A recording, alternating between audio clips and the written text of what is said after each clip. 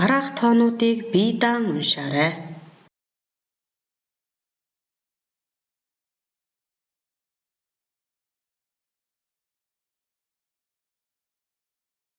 Зургаан мянга нэгдүгээр 54.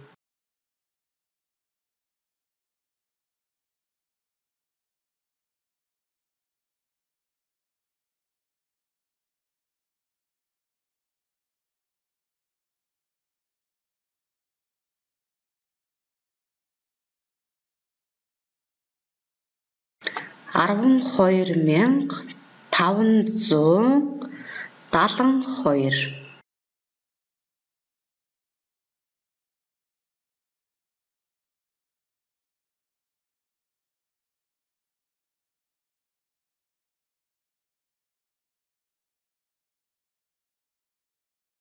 Хэд гэж унших бол